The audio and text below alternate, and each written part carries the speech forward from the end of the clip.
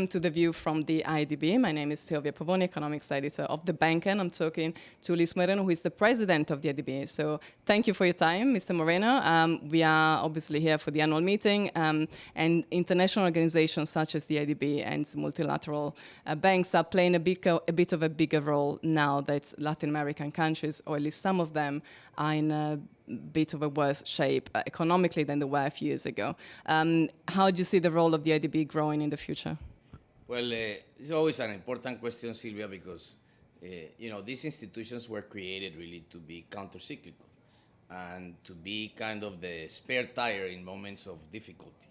And so when countries have a difficulty in accessing markets, that's basically the role any multilateral institution should have. So it's that capability of being countercyclical. Notwithstanding, we provide a very small volume of lending compared to the total amount of flows that are coming to the region. And perhaps one of the more interesting stories coming out of 2013 was the large number of countries in Latin America that historically had not gone to the markets.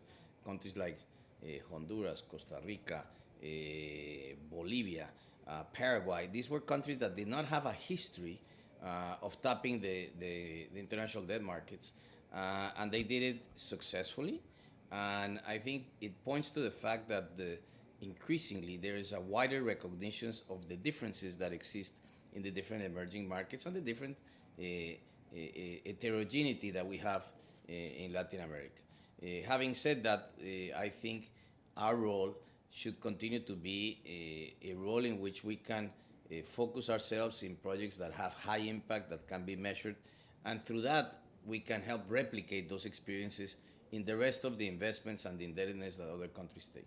What kind of sectors will the IDB focus on in the future? Well, basically, if you look at our lending, a good part of that goes for infrastructure. This is a region with huge deficits in infrastructure. About 50% of our total lending is focused on both social, but more importantly, physical infrastructure. Social, I mean schools, health-related clinics or hospitals. And in this area, the bank typically has been lending close to 50% of its total amount of lending. But then the other very important part has to do with support for the strengthening of institutions, and institutions matter a lot for development. Absent good institutions, you don't have development. And on the other hand, a whole set of projects in areas like the expansion of bandwidth, which has become an incredibly important point for many countries in Latin America, wide recognition about this, among other things because it has a huge impact on growth.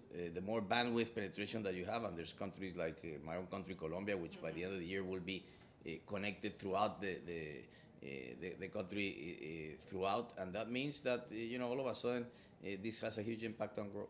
Okay, so obviously banking penetration is really important, but also you mentioned on some of the reforms that some of the countries in Latin America need to really push. And one of the countries is obviously the host country for this year's annual meeting, Brazil. What is your view on Brazil?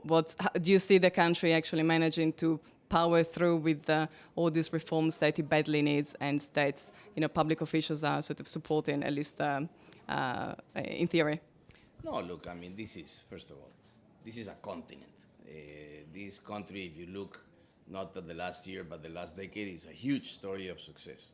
And there's no reason to anticipate that this success will not continue. As everything, there is a business cycle, there is a electoral year. I don't know any country in the world where you do important reforms in the midst of an election, and that's only natural. We live in democracies, thank God. Despite that, I see some very positive signs. Brazil is investing close to $400 billion in infrastructure. This will translate in huge gains in competitiveness. Like all infrastructure projects in the UK or in Brazil, they take time to build, to structure, and it requires more and more good public project managers. On the other hand, if you look at what's happened in many sectors in Brazil, like for instance, agro-industry, this country in a space of less than 10 years almost tripled its capacity to produce grains, and it did it with technology. This is not your grandfather's way of farming. This is a state-of-the-art way of farming where you develop quality seeds resistant to different kinds of weather conditions. So I see that Brazil will continue to be a strong economy.